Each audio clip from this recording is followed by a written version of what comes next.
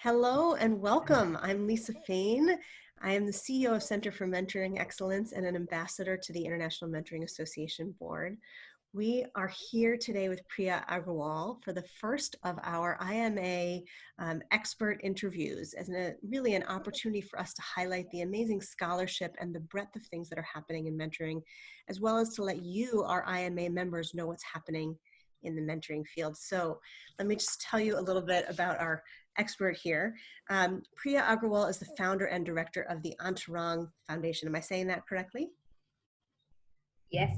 Yeah. The Antarang Foundation is an organization which addresses the gap between education and productive employment for high-risk youth.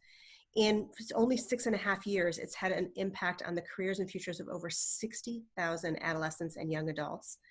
Before founding Antarang in 2012, Priya spent 20 years in advertising and also leading large organizations in India's social sector like the Akanksha Foundation and SNEHA.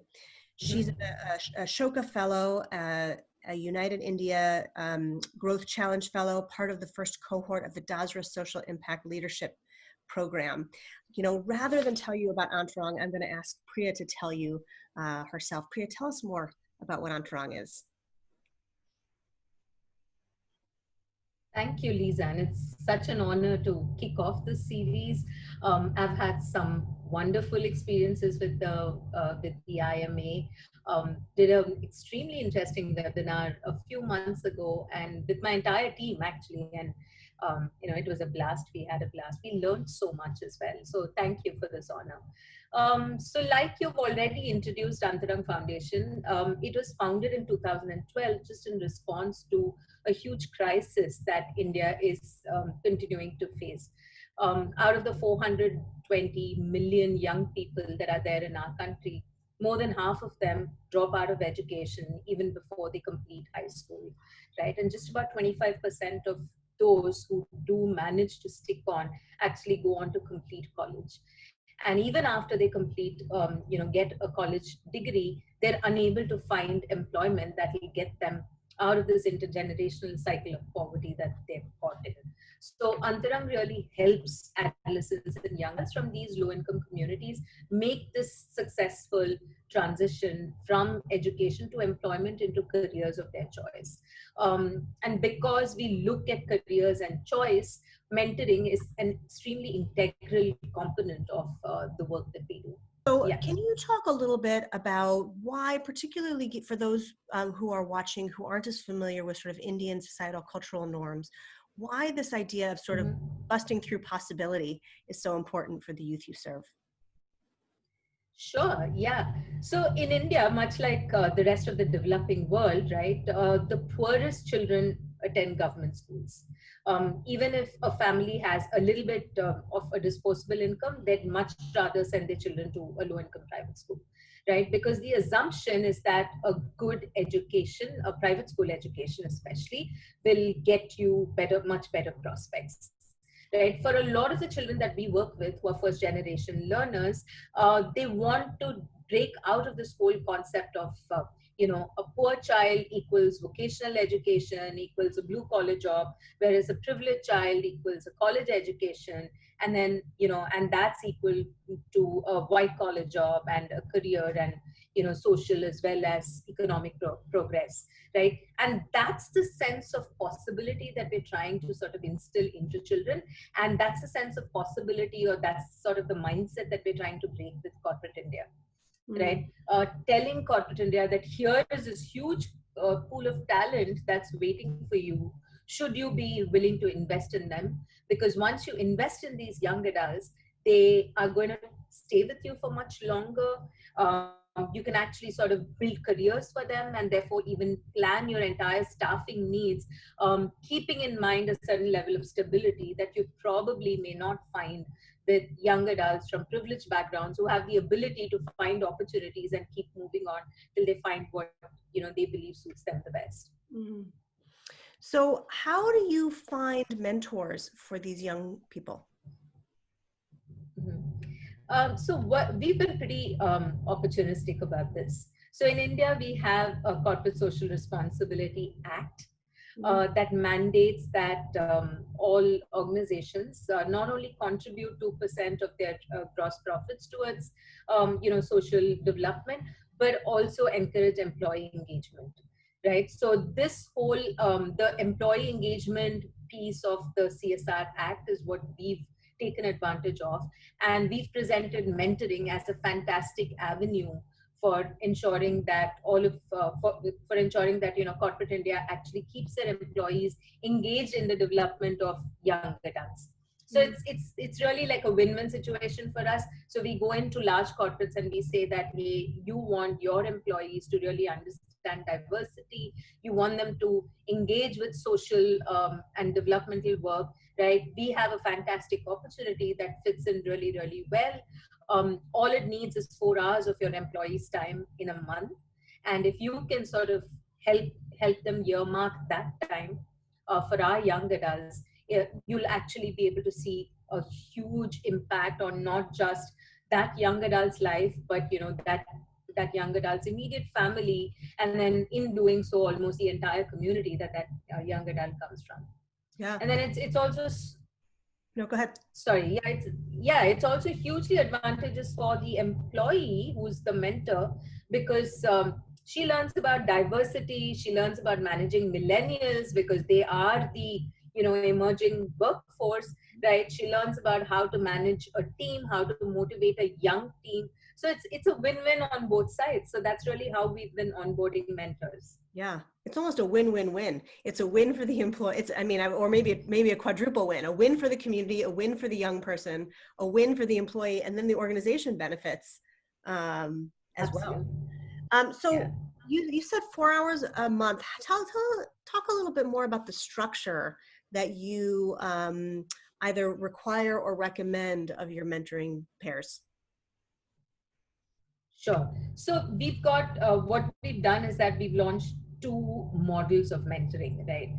We work with professionals for whom time is at a premium, and they also travel a lot. A lot of them are in jobs that require them to get out of the city quite often. So we have a one-on-one individual mentoring where what we recommend is that the mentor meets the mentee for 1-hour sessions, at least once a week, right? Or 1.5-hour sessions twice a month, depending on their availability. And the rest of the time, the rest of the weeks, they're on a call. We recommend them to be on both WhatsApp as well as calls so that they stay connected. We also have launched a group mentoring concept where 3 to 4 mentors mentor about 8 to 10 mentees. So they get together as a group. And what that's done is that for a lot of our mentees, it's also the first time that they're walking into these beautiful glass-fronted offices. There's a lot of inhibition, there's a lot of fear, right? That way, when they're a group, that tends to get broken. So they're a lot more willing to travel as a group to a mentor's office. And for the mentors, it works because if I'm traveling, I'm going to request my colleague who's part of that same group mentoring to take over from me and make sure that the mentees that are assigned to me are also looked after in that mentoring session. So the way we've structured it is that there's a half hour of group activity and then 1.5 hours of pairs of mentors and mentees together, and typically 2 mentees to a mentor, because there's a huge shortage of mentors that we're facing. Year on year, we require about 1,200 to 1,300 students who opt for mentor, right? And we still, this year, we onboarded about 670 mentors. So there's still a huge gap. So we try and match 1 mentor to 2 mentees there as well. And what are the ages approximately of the mentees? We work with young adults in the 18 to the 25-year age bracket. So typically the average age is about 21 to 22. They're just about finishing college and getting on to their first job experience. It's a great time because they're so kind of pumped with the education that they've been getting and ready to explore that idea of possibility. So let's talk a little bit about how you're measuring success. Mm-hmm. So Antarang has developed something called an employability diagnostic. So when the students, the mentees complete the program, they complete with a score on the employability diagnostic that measures them across four large buckets, 27 parameters across four large buckets. How aware are they about themselves? So self-awareness. How aware are they about career prospects for themselves? So career awareness. How prepared are they in terms of work skills? And how are they able to demonstrate work ethics? So students actually leave with a score across these four parameters after they complete the 3-month training that we give them. And then when they complete the training, that's the starting point for the mentoring relationship. So if I've left with a 2.5 score on the 4-point scale, right, the objective of the mentoring is to move me from 2.5 till about to whatever I want to get to. And that score is decided by my mentor and me together in the first meeting, saying that I want to improve, say, on the work skills parameter, my communication skills, and I seem to be at a 3 there, I want to move to a 3.5, right? So it's actually very easy to track and measure what are the parameters on which the mentee needs to grow. That's great. I love that you're so specific about them and you're measuring, from a quantitative standpoint. So frequently, we make assumptions that mentoring can't be measured. Mentoring progress can't be measured with some sort of quantitative measurement, and it's absolutely false. In fact, it's imperative for many organizations to buy into it, that there is some sort of quantitative measurement. Yeah. So Priya, as we record this, it's the end of May of 2020, and we're in the middle of a global pandemic. Prior to recording, we were just talking about it having hit Mumbai particularly hard. How is Antarang faring in the global pandemic, and how are you pivoting to accommodate sort of this new reality? Yeah, and that is a great question, right? So the minute the pandemic hit and we started sort of rolling back all of our community interventions, we realized that we needed to first sort of look at the whole crisis and put in emergency measures to make sure that our students stay connected to us, and they're able to reach out to us and to healthcare when they need to. So very counterintuitively, India, for whatever reason, has made sure that access to healthcare during this pandemic is either through the internet or through the telephone, even though internet penetration and telephone penetration in India is about 75%, right? Not everyone, even in urban India, has access to a mobile phone or the internet. But despite that, the entire response for COVID, the government has put it on a data platform, a website, a helpline number. So that was the first thing that we rolled out. We actually rolled out, internet data recharge packs, as well as, an offer to pay their telephone bills for the first month. So we looked at our immediate sort of emergency response as a crisis response to ensure connectivity. And the second thing that we started rolling out was just food and rations, because the communities that we serve, a lot of the parents and are in informal sector employment, which meant that they got no salaries, no money came into their families for all of March, all of April. Now we're in the middle of May, and we're continuing to do that. The second piece that we looked at was really recovery. For recovery, it was really, really critical that our families started earning an income. Just as we've started opening up, we realized that families need to get back to work if they have to start sustaining themselves, because they can't be dependent on dole outs for forever, or even for the rest of the year. So what we did was open up our placements to everyone in the family and not just our own students. Wow. Because what started happening is that the first kind of jobs that are rolling out are your delivery, logistics, supply chain kind of jobs, which are not really aspirational. Our students often feel that, hey, I didn't go to college to deliver Amazon packages, right? That's not what I went to college for. But then the father is okay to say that, I don't mind doing this, I need an income coming in. So we just opened our placements portal to the entire family. So that was like our recovery step. now we're also looking at the new normal where we believe that employment itself will become really, really local. More and more organizations are reaching out to say that, hey, we'd like to hire, but we'd like to hire local so that we're cutting down on commute time. We don't want our employees to take, crowded buses. We want to source local young people from the local community, from the local areas to start working with us. I lost you for a moment. Okay. We stopped at what you said. So that's our response for the new normal. And then you started to say something about salary, but it got elongated. So Okay. would you just back up just a little bit, talk about salary? Yeah, sure. So, like I said, that's the way we looked at our response. We looked at a crisis, we looked at recovery, we looked at, pivoting for the new normal. And what's been interesting is that our mentors have played a really, really crucial role during this time. A lot of them are working from home, so which also meant that they were a lot more available. And it was interesting to see how quickly our students adapted to and what better way to contribute than to be able to actually connect with a young person and help an entire family tide this crisis out. So you've had a lot of civil society members as well wanting to come forward and help, and we encourage them to start mentoring our young adults.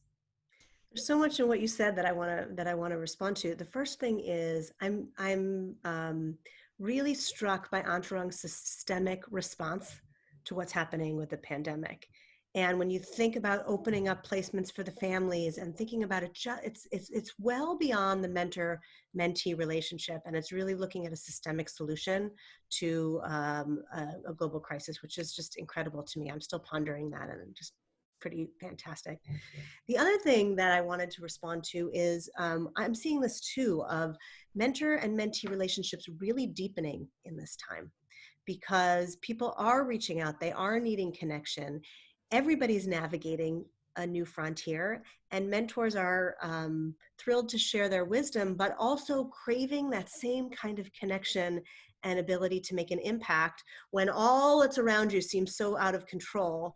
To be able to really have some direction and some impact in a measurable way is huge. And so it's really nice to see that that's happening. And then the third thing that really strikes me is I talk a lot about this idea of boundary setting and mentoring relationships, and how it's so culturally dependent upon, there are some places in which mentoring is only about what's happening career-wise, or it's only about what's happening life-wise, and how that really needs to be nimble, both based on cultural context and based on what's happening in one's world and one's life. And it's just so wonderful to hear that this is what's happening in the mentor-mentee relationships. And Antarang is really looking at things more broadly than just about looking at communication skills or just looking at leadership skills or influencing skills, that it's really mentoring the whole person. It's beautiful. Thank you. Yeah, and actually, you pointed that out to me, and I'm going to reflect a little bit more with the team about how just the concept of mentoring itself has evolved over the last, 8 to 9 weeks during the lockdown. Like you said, the boundaries have sort of shifted to say that, hey, I'm going to help you navigate life right now. In some cases, even survival, because we've had mentors reaching out to the rest of the team to say that, you know what, looks like my mentees family is really struggling, they need help just to survive the month, and can you reach out, would you allow me to step over that boundary and perhaps raise some immediate funding so that I'm able to provide something a little extra to the mentee. They've always reached out and asked for permission, because like you rightly said, it is stepping over that professional boundary that that's really important for us to draw for these young adults, so they understand these professional relationships as they move forward. So yeah, now that you've pointed that out, we'll also reflect a little bit and maybe document it so that we know what to expect and how to respond. Yeah. Thank you for that. Well, thank you for your great work and your time and your wisdom. Any final words you want to share with the folks who are watching about Antarang or what you're seeing in terms of the field of mentoring in your work? Sure, yes. So I'd just like to say that, we need more forums like the IMA to really, really popularize and also ensure that mentoring as a field is understood, because it adds so much value, not just to the mentee, but also to the mentor, right? Because mentoring as leadership, I don't think has got due credit. And in any organization, if you look at leaders, fantastic leaders, very often they're also fantastic mentors, right? And that's such a critical component of career growth and leadership. So I'd just like to sort of say that please continue to do what you're doing. Please continue to propagate and popularize mentoring, and also let people know that it's measurable, it's scientific, and it has massive benefits. So thank you for this opportunity. It's been a Priya, pleasure. thank you. What a joy to talk to you. We will put information in the description about how to get in touch with you and to learn more about Antarang Foundation with some of the links that you provided to us. So for those who want to know how to get in touch with Priya, you can look down there. And thank you again for helping us kick off this series, Priya. Thank you. It's been my pleasure. You take care.